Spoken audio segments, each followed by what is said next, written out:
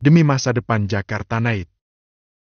Saat di rumah sakit, baik Rinjani maupun Julian sama sekali tak memberikan bantahan karena mencoba menghargai perasaan orang tua masing-masing. Tapi, saat sudah sampai di rumah sang papa, barulah Julian melancarkan protes itu. "Jangan gila lah, Pah! Gak ada angin, gak ada hujan. Papa minta aku buat nikahin perempuan yang sama sekali belum aku kenal. Gimana jadinya? Pah, pernikahan itu bukan ajang uji coba. Pernikahan itu adalah sesuatu yang sakral yang harusnya cuma satu kali seumur hidup. Siapa yang bilang pernikahan kamu sama Rin nanti jadi ajang uji coba? Ya, kalau buat serius, rasanya itu nggak mungkin. Kita nggak saling kenal, mana bisa menjalin sebuah hubungan serius kelas pernikahan. Julian, Papa berhutang banyak pada Harun.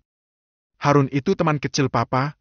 Selain pengorbanan, Harun juga telah mengajarkan banyak hal baik pada Papa. Hanya saja kami berbeda nasib. Harun itu orang baik. Papa sangat yakin kalau anaknya juga adalah anak yang sangat baik, sangat cocok buat kamu yang kadang membangkang." Julian hanya geleng-geleng kepala, sesekali melempar senyum sinis pada Rudy. Dijodohkan dengan perempuan yang tidak dikenal, terlebih perempuan itu menunjukkan kesan yang buruk pada pertemuan pertama mereka. "That's a worst deal ever," tegas Julian di dalam hatinya. "Hari ini, Papa nyaris saja kehilangan nyawa. Dan apa kamu tahu? Harun mengorbankan dirinya buat nyelamatin Papa, sama seperti saat dia menyelamatkan Papa di zaman sekolah dulu." Papa juga kaget saat kembali bertemu dengan Harun setelah 20 tahun lebih kami nggak saling kontak. Papa benar-benar berhutang banyak pada Harun. Ya udah, bayar pakai yang lain aja.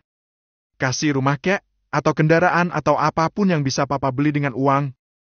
Tadi Harun cerita, kalau Rinjani baru saja mengalami pengalaman buruk pada pernikahannya, Harun sangat ingin memberikan kebahagiaan bagi Rinjani. Dan Papa rasa, kamu bisa jadi salah satu jalan untuk mewujudkan keinginan Harun itu. Wait! Julian menyela saat mendengar kalimat Rudy. Tadi Papa bilang, anaknya Om Harun punya pengalaman buruk pada pernikahannya. Apa artinya? Dia janda? Ya, tapi sebenarnya statusnya nggak bisa disebut sebagai janda, sebab Rinjani dan mantannya itu membatalkan pernikahan mereka di malam pertama pernikahan. Bukan bercerai, tapi dibatalkan. So what? Apa bedanya? Ya namanya tetap aja janda, kan? Julian malah tertawa setengah mengejek. Julian menertawakan sepenggal kisah kelam Rinjani. "Gak ada kompromi lagi, Jul. Pokoknya Papa gak akan menerima penolakan kali ini," tegas Rudy. "Yang benar aja, Pah. Aku ini lajang. Atlet basket. Banyak perempuan mengantri buat jadi istriku. Aku kaya, karirku bagus, masa depanku juga terjamin. Masa harus menikahi janda? Enggak! Gak bisa! Pah! Papa gak terima penolakan. Kalau kamu nolak, oke. Papa akan menarik investment Papa terhadap klub basketmu. Papa tahu kalau saat ini Jakarta Knight sedang kesulitan secara finansial. Kalau Papa cabut investasi Papa, maka bukan tidak mungkin kalau klubmu tidak bisa meneruskan sisa kompetisi. Papa juga bisa melobi para penanam saham lainnya buat meninggalkan klub kebanggaanmu itu." Ancam Rudy. Ancaman itu langsung membungkam Julian. Itu adalah ancaman yang sangat telak bagi Julian. Jika apa yang dikatakan oleh Rudy terjadi, maka klub basket yang sedang dibelah oleh Julian saat ini bisa mengalami krisis keuangan yang parah. Pilihanmu hanya dua, Julian. Menikah dengan Rin, atau Jakarta Knight akan tersingkir dari kompetisi Liga Nasional. Rudy menegaskan ancamannya. Rudy adalah orang yang memiliki pengaruh besar. Dia memang memiliki privilege untuk mewujudkan keinginannya untuk menikahkan putra semata wayangnya dengan Rinjani. Julian benar-benar bungkam. Kini dia menjadi sangat dilema. Sementara Rinjani. Dia itu atlet basket loh, Rin. Bapak lihat-lihat, dia jauh sekali dibandingkan si Rama. Masa kamu gak tertarik? Ayo tunjukkan, kalau selepas pisah dari si Rama, kamu bisa mendapatkan pria yang jauh lebih baik. Harun mencoba mempengaruhi Rinjani. Tapi dia itu ketus loh, Pak. Tadi kami ketemu di parkiran. gak ada lembut-lembutnya. Rin yakin kalau dia juga pasti akan nolak perjodohan dadakan ini. Rinjani sangat tidak yakin. Sebenarnya Rinjani tak bisa bohong kalau sebagai perempuan biasa, Rinjani sangat tertarik pada Julian. Julian memiliki look yang sempurna, tapi melihat sikap ketus Julian, Rinjani menjadi sangat ragu. Tidak mungkin Julian akan menyetujui perjodohan super dadakan itu. Bapak yakin nak Julian juga tertarik sama kamu, nak?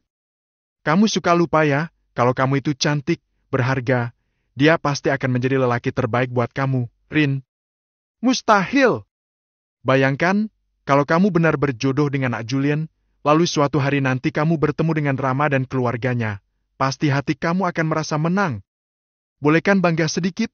Bapak sangat ingin menunjukkan pada mereka, kalau kutukan dan sumpah serapah mereka itu tak mempan buat kamu. Kok Bapak ngebet gini sih, Pak? Rin aja santai. Rin masih butuh waktu buat percaya lagi sama yang namanya laki-laki. Rin, ibu kamu udah gak ada. Sekarang ini kita cuma berdua loh.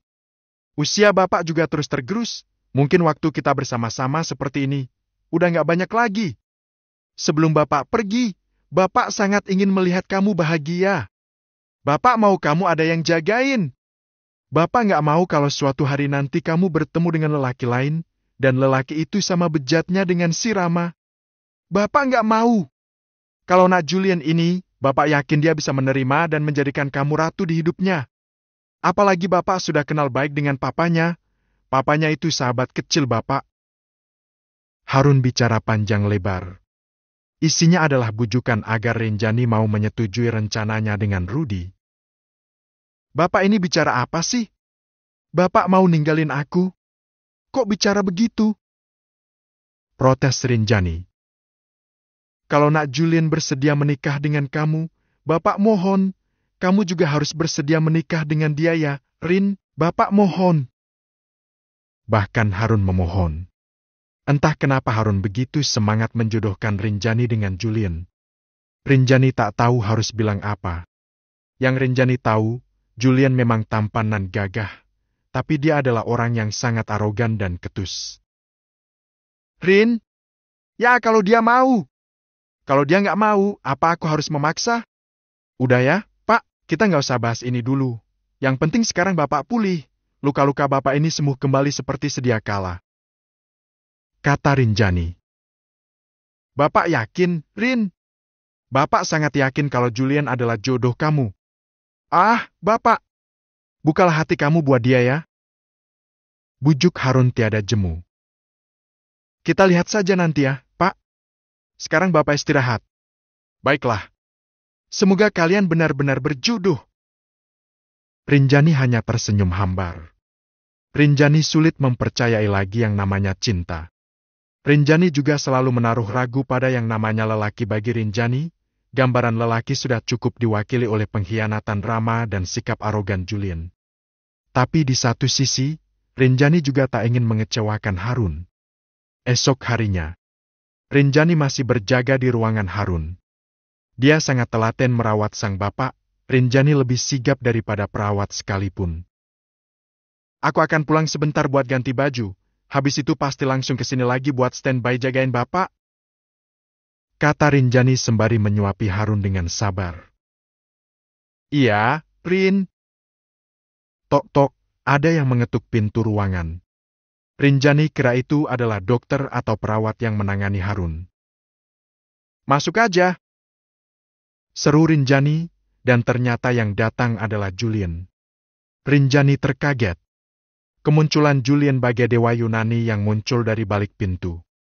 Sejenak, penampilan fisik Julian yang mempesona membuat Rinjani lupa dengan perselisihan kecil di parkiran semalam. Nah Julian! Harun juga sangat terkejut dengan kedatangan Julian. Iya, Om, gimana? Apa Om sudah bisa pulang hari ini? Sapa Julian dengan hangat, sangat hangat, tak seperti biasanya. Dokter bilang, Om baru bisa pulang besok, paling lambat lusa, nunggu semua luka luar Om kering mungkin. Gitu ya? Semoga lekas kering luka-lukanya. Dan, saya baru tahu kalau kondisi Om ini bermula karena Om mau nyelamatin papa saya. Kata Julian, dia tiba-tiba fasih berbasa-basi. Om melakukannya secara spontan kok, mungkin naluri sebagai teman kecil. Makasih banyak Om, mungkin gak ada hal apapun yang bisa membayar pengorbanan Om buat papa saya. Gak apa-apa, Om ikhlas melakukannya. Rinjani cukup takjub dengan perubahan sikap Julian saat berhadapan semalam dengan pagi ini. Perbedaannya sangat kentara. Tapi jujur saja, Rinjani langsung terkesan, sikap Julian sudah cukup membeli hatinya. Julian menatap pada Rinjani, tatapannya tidak berarti apa-apa, tapi Rinjani malah baper, hatinya berdebar hebat.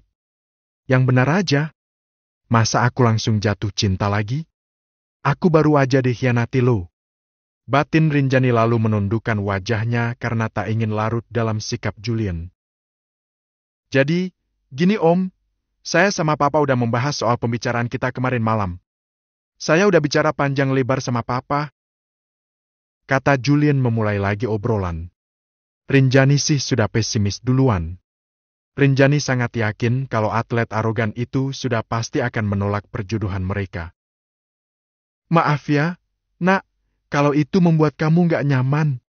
Sebenarnya, Om sama Papa kamu cuma berandai-andai aja. Nggak ada wacana buat mewujudkan angan-angan untuk menjadi besan. Kalian ini punya hak dasar untuk memilih jodoh dan masa depan kalian masing-masing. Sahut Harun malah berubah haluan. Bapak. Tadi ngebet mau jodohin, kenapa sekarang malah basa-basi begini? Kalau atlet arogan ini bersikap sopan dan manis begini, ada kemungkinan kalau aku nggak akan bisa nolak perjodohan ini, oceh Rinjani di dalam hati. Julian mengatur nafas.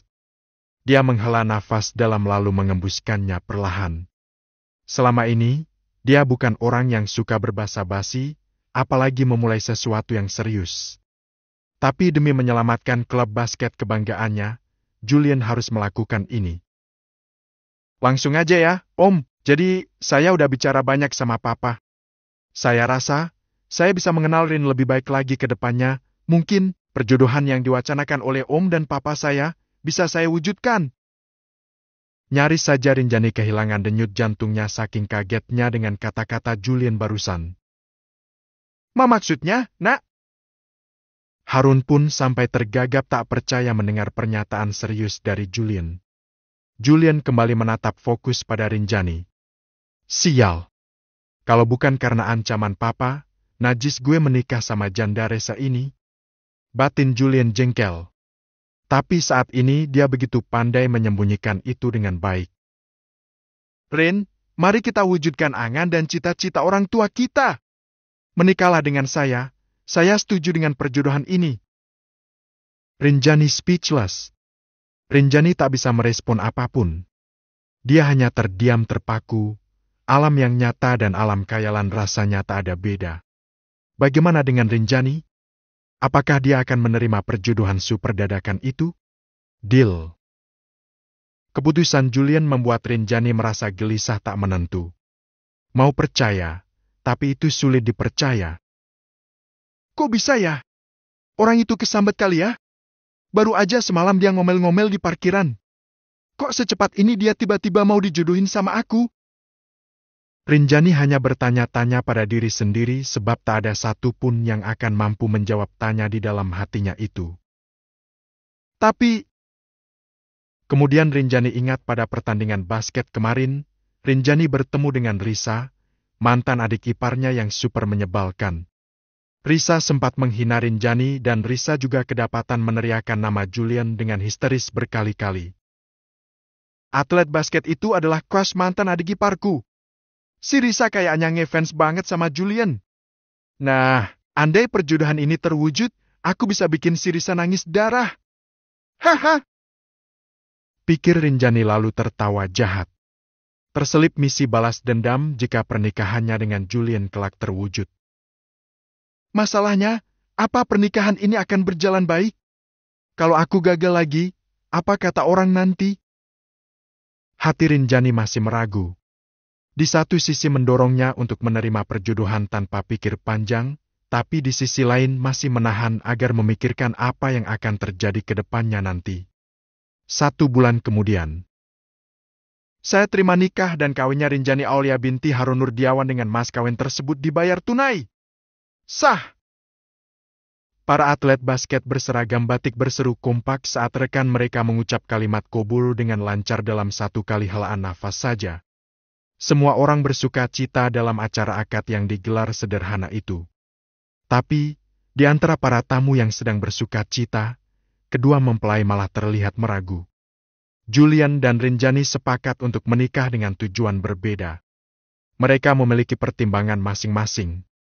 Julian yang ingin klub basketnya tetap eksis dan Rinjani yang ingin menunjukkan pada keluarga mantan suaminya kalau dirinya bisa mendapatkan lelaki yang jauh lebih baik. Rin, kamu pernah gagal di pernikahan pertama. Dan hari ini, kamu sedang mempersiapkan kegagalan untuk yang kedua kalinya.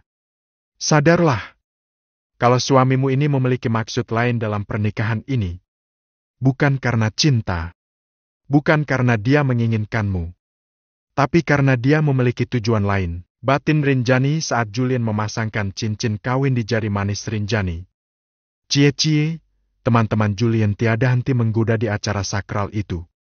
Terlebih mereka masih tak menyangka kalau Julian kini telah menjatuhkan pilihannya pada perempuan yang tidak mereka kenali. Sementara selama ini Julian dikenal selalu berada di soko para selebriti cantik. Tapi demikian, kedua mempelai tetap memajang senyum palsu sehingga tak ada satu pun dari para tamu yang mengetahui kalau Julian dan Rinjani sedang memulai untuk menjalani pernikahan itu secara terpaksa. Selesai acara akad yang berlangsung sampai siang hari, pengantin pergi ke kamar, bukan untuk melepaskan hasrat-hasrat mereka, melainkan untuk bernafas lega sebab mereka tak perlu berakting pura-pura bahagia lagi. Alhamdulillah selesai! Ucap Rinjani lalu duduk di depan meja riasnya. Kita nggak usah lama-lama di sini, besok kamu langsung pindah ke rumah saya. Kata Julian dengan ketusnya. Di rumah kamu nggak ada pembantunya, kan? Aku tuh nggak mau ada yang tahu kalau kita nggak akan pernah tidur di kamar yang sama. Rinjani membalas ketusnya Julian dengan sahutan dengan nada yang judes. Aman. Jadi nanti, yang beres-beres seisi rumah adalah aku. Anggaran yang biasa kamu atur buat bayar housekeeper akan masuk ke kantongku. Itu nggak termasuk uang belanja dapur. Kata Rinjani agak basi. Rinjani tak ingin terlihat lemah, Rinjani berusaha untuk bersikap seperti Julian. Maruk! Cibir Julian sambil menatap Rinjani lewat pantulan bayang di cermin meja rias itu. Kita sepakat, kamu mau memenuhi permintaan papa kamu, dan aku mau membuat bapakku yakin kalau aku nggak trauma dengan pernikahan pertamaku. Kata Rinjani, tiba-tiba hatinya menjadi sedikit getir saat mengucapkan alasannya. Tapi kamu harus siap menerima konsekuensi apapun sebab pernikahan kita juga ada jangka waktunya. Bersiaplah untuk menjelang kegagalan di pernikahan keduamu ini. Ujar Julian. Hal itu menambah getir di dalam hati Rinjani. Tapi demi Harun, Rinjani akan pura-pura baik-baik saja. Oke, aku siap untuk kemungkinan apapun. Hati-hati, jangan sampai jatuh cinta sama aku ya. Seloroh Rinjani. Rinjani ingin relaks, tak ingin terlalu terbelenggu dengan rasa getir di hati. Hah! Julian tersenyum sinis mendengar ujaran Rinjani. Gak mungkin! Pungkasnya dengan yakin. Rinjani mencebik dan berdoa di dalam hati sambil membersihkan sisa makeup dengan serangkaian produk pembersih miliknya. Ya Allah, Engkau adalah sebaik-baiknya pengatur takdir. Jika hamba boleh meminta, jadikanlah ini pernikahan terakhir bagi kami, walau hamba tahu, untuk itu akan ada proses yang panjang dan tidak mudah, tapi hanya Engkaulah yang maha membolak-balikan hati. Buat dia menjadi lelaki yang akan memberikan separuh hatinya untuk istrinya ini, yaitu hambamu ini, ya Allah. Begitu banyak pesan iseng yang menggoda si pengantin baru. Rekan-rekan Julian menggoda seolah saat ini Julian langsung tancap gas untuk menggauli istrinya, padahal kenyataannya tak seperti itu. Masih siang woi. Stretching dululah jangan langsung gaspol. Haha. Jangan lupa suplemen penambah stamina, bro. Jangan sampai 6 ronde, Jul. Lusa kita ada pertandingan penting. Julian jengah sekali. Julian mematikan ponselnya. Dia melepaskan jasnya dan membaringkan tubuh jangkungnya di ranjang. Tak ada suara lagi, mungkin dia memang lelah dan ingin beristirahat sejenak. Jangan ganggu saya mau istirahat sebentar. Seru Julian. Ya, jawab Rinjani. Diam-diam Rinjani memperhatikan lewat kaca cermin di dekatnya dan memandangi Julian adalah dorongan naluri. Walau Rinjani tahu suaminya tak akan mencintainya, tapi Rinjani pribadi memang tak bisa menolak mengagumi kesempurnaan ragawi lelaki yang kini telah menjadi suaminya. Lihat ini, Mas Rama. Aku mendapatkan suami yang 10 kali lebih cakep dari kamu. Gak sabar aku pengen ketemu sama kamu. Ping! Rinjani mendapat pesan masuk dari Rani. Rani adalah orang yang masih merasa tak percaya sampai hari ini kalau sahabatnya telah menikah dengan salah satu pemain basket favoritnya. Rin, siapkan goyangan terbaik. Apaan sih Rani? Ngaco banget deh. Gumam Rinjani lalu terkekeh membaca pesan receh dari sahabatnya. Sejujurnya Rinjani juga lelah dan pegal-pegal, tapi ranjang sudah dikuasai oleh Julian. Tak mungkin Rinjani nyelonong naik ke atas ranjang juga. Itu pasti akan menimbulkan sangkaan yang kurang baik dari Julian. Ya ampun, gede banget ini orang. Kasurku sampai penuh begini. Gumam Rinjani dan tiba-tiba pikiran liarnya muncul saat melihat Julian yang sedang tidur telungkup di atas ranjangnya. Kebayang gak sih isinya segede apa? Pikir Rinjani dengan nakal. Rinjani membayangkan semua isi dari lelaki yang memiliki tinggi badan 185 cm itu. Sangat tinggi untuk ukuran orang lokal. Tapi dia memang seorang atlet basket yang rata-rata memiliki tinggi badan di atas rata-rata. Hah? Ngapain? Ternyata Julian tak benar-benar tidur. Dia merasakan kehadiran Rinjani yang hanya berdiri bengong di pinggir ranjang sambil memandangi dirinya. Gak ngapa-ngapain kok. Sangkal Rinjani lalu mengedarkan matanya ke arah lain selain pada Julian. Ya emang gak ngapa-ngapain. Saya tahu kamu cuma diam bengong lihatin saya. Meresahkan banget. Ketus Julian. Meresahkan apa? Aku cuma lagi bingung aja. Kalau kamu rebahan di kasurku sampai ngabisin ruang begini, lantas aku rebahan di mana? Dalih Rinjani. Di lantai. Ya ampun. Kejam banget. Perkara kasur aja harus didebatkan kayak gini ya? Ya udah rebahan aja di sini. Gak akan terjadi apa-apa kok. Julian menggeser tubuhnya beberapa inci lebih ke pinggir agar Rinjani bisa berbaring di sampingnya. Ya udah. Karena memang lelah, Rinjani pun mau naik ke atas kasur dan duduk selonjor melepas penat. Ada jarak di antara mereka. Tak ada kontak fisik, tak ada sentuhan kulit dengan kulit, tidak ada sama sekali. Selama sebulan kita saling kenal, kita belum ngobrol banyak, dan sekarang kita sudah resmi jadi suami istri. Ucap Rinjani membangun obrolan. Rin, kamu perlu tahu, saya menyetujui pernikahan ini karena satu alasan kuat. Bukan karena saya menginginkan kamu, catat itu. Jadi, sekali lagi saya ingatkan, jangan sampai kamu terbawa dengan pernikahan ini. Maybe, sekarang terlalu cepat buat kita menentukan waktu buat bercerai. Kita mesti lihat situasi dan kondisi. Oke? Julian bicara banyak, sekali lagi menegaskan kalau Julian memiliki tujuan lain.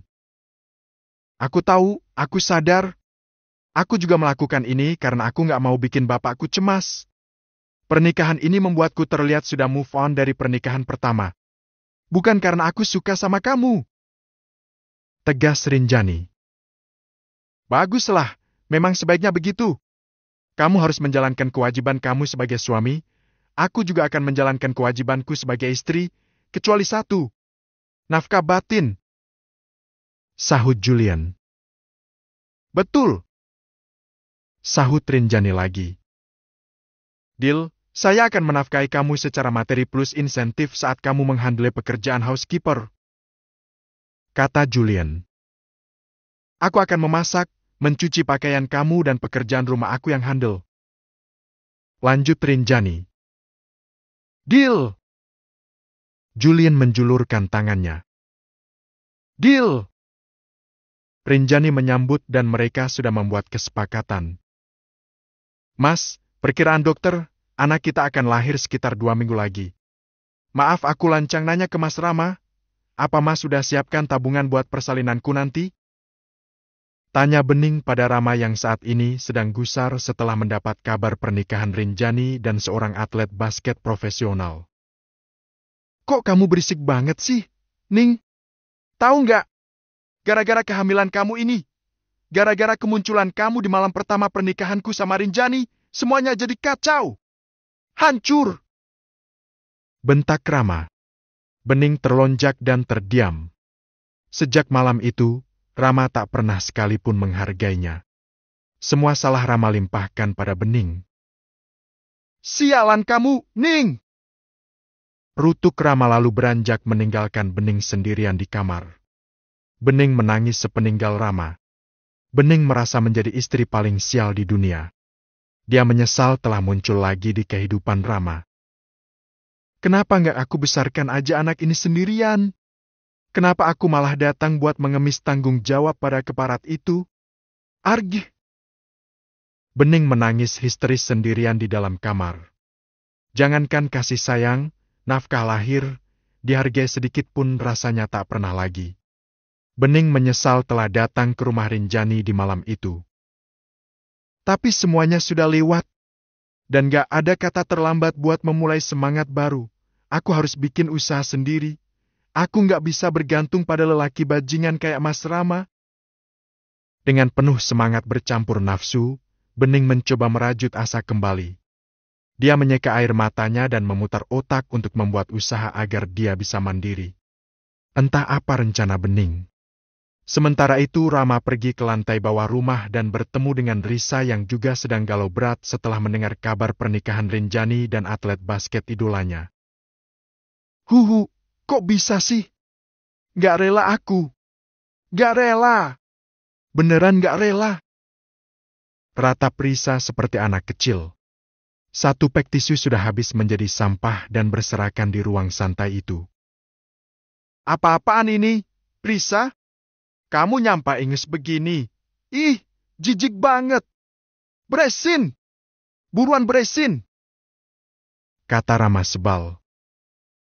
Suruh si Bening buat beresin. Aku lagi galau berat. Otakku lagi nggak jalan. Malas ngapa-ngapain, maunya cuma mewe aja. Masih nggak percaya kalau Julian Prawira malah ngawinin si Rinjani. Nggak rela aku. Nggak rela. Risa masih merengek seperti anak kecil.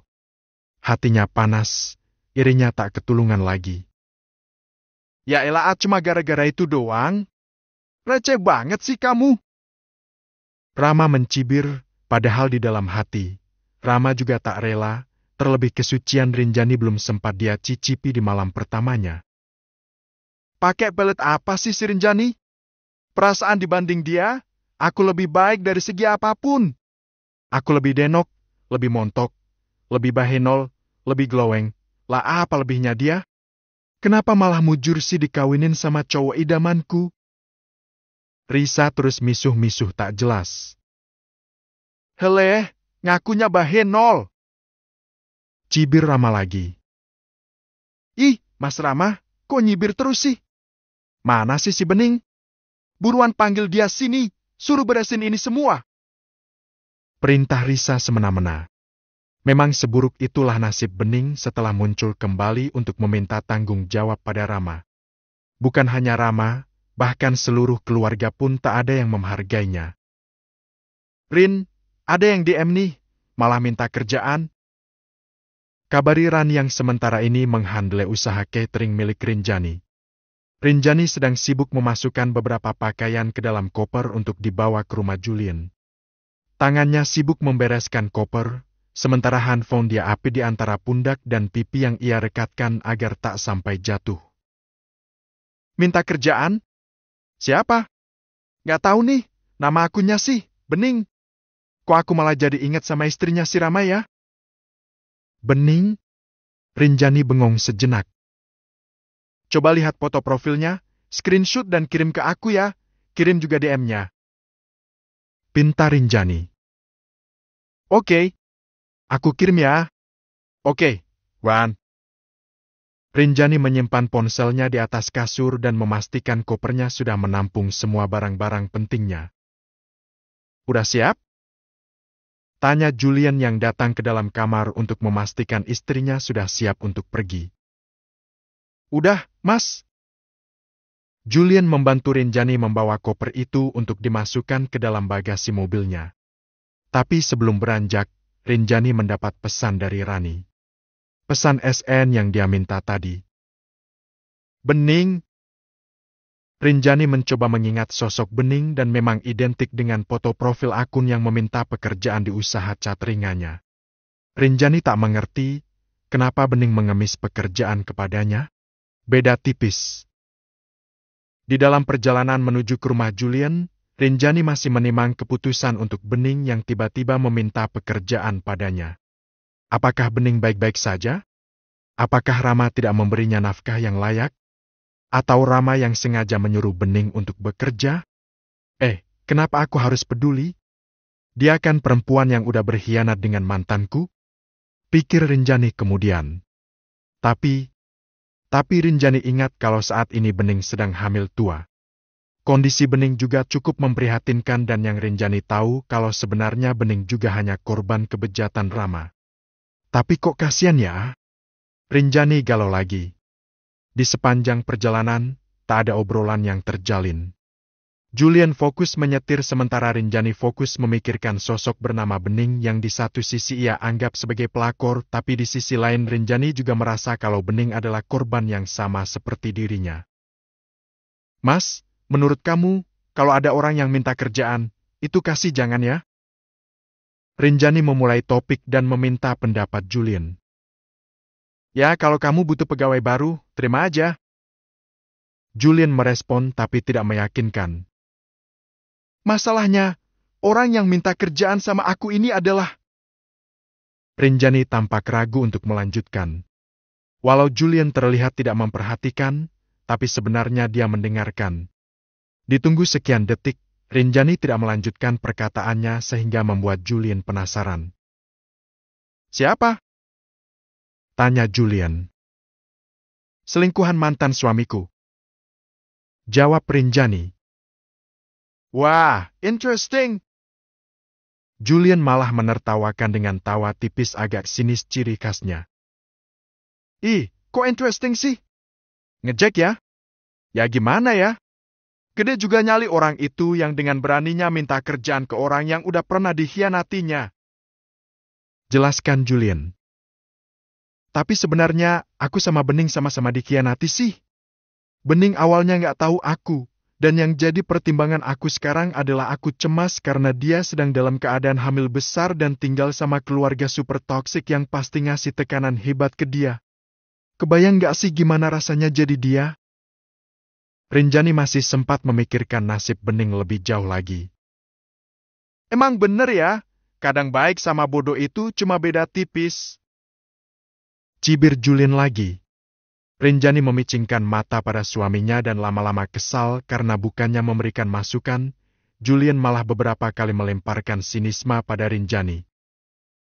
Ya udahlah, kalau nggak bisa ngasih solusi, sebaiknya kamu diam aja deh, Mas. Kekik Rinjani. Sebelum kamu mikirin nasib orang lain, love yourself first.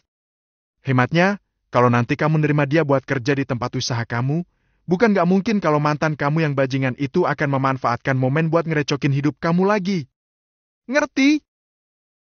Julian membalas dengan nasihat ketus pula. Ya juga sih, tapi aku sama Bening itu sama-sama perempuan, sama-sama dibohongi, bahkan Bening lagi hamil, gimana nasib bayinya nanti? Ya udahlah terserah. Dikasih saran tetap gak guna kan? Rinjani sudah berpikir cukup matang dan akhirnya sudah memutuskan. Rinjani menelpon pada Rani untuk memberi keputusan. Halo, Ran? Sapa Rinjani. Iya, Rin. Gimana? Tolak aja ya? Dia DM terus nih minta jawaban. Sahut Rani. Dan ternyata Rani juga meminta Rinjani untuk mengabaikan permintaan Bening. Jangan deh, Wan. Terima aja, aku kasihan sama dia. Putuskan Rinjani. Mendengar itu, Julian hanya geleng-geleng kepala sambil tersenyum miring. Julian merasa kalau keputusan Rinjani bisa saja menjadi blunder di masa mendatang. Serius, Rin? Tanya Rani. Serius, lagian kita emang butuh helper kan? Mungkin kita bisa hire dia buat pekerjaan yang ringan-ringan aja. Jawab Rinjani. Kok kamu malah baik sih sama pelakor? Bukan, Wan. Aku nggak bisa ngejudge dia sebagai pelakor. Yang aku tahu, Bening juga dikhianati. Bantah Rinjani. Ya udah, kamu kan bosnya, semua keputusan ada di tangan kamu. Aku manut aja. Rani pun pasrah. Kamu balas DM-nya ya, bilang kalau dia udah boleh gabung kerja besok. Oke. Thanks, Ran. Rinjani sudah memutuskan. Dan Rinjani berharap kalau keputusannya bukanlah keputusan yang keliru. Tanpa terasa, Julian sudah masuk ke dalam komplek perumahannya. Hanya melewati beberapa blok, mereka sudah sampai di depan sebuah rumah yang sudah 5 tahun ini Julian tempati sendiri. Sebenarnya rumah itu sering ditinggal, karena Julian kadang menginap di mes klub Jakarta Night. Oh, jadi ini rumah kamu, Mas? Rinjani cukup takjub, rumah Julian ternyata lebih besar dari rumahnya. Ya, ini rumah saya. Jawab Julian lalu memarkir mobilnya di carport. Rumah itu terlihat nyaman dan Rinjani sudah membayangkan yang indah-indah. Maybe dia bisa selfie di salah satu sudut rumah lalu membagikannya di akun sosmednya berharap Rama atau Risa melihat postingannya. Oke, nanti aku akan foto rumah ini dan pamer di sosmed. Berharap mereka lihat kalau hidupku udah upgrade daripada mereka. Gumam Rinjani agak mendendam. Di depan rumah,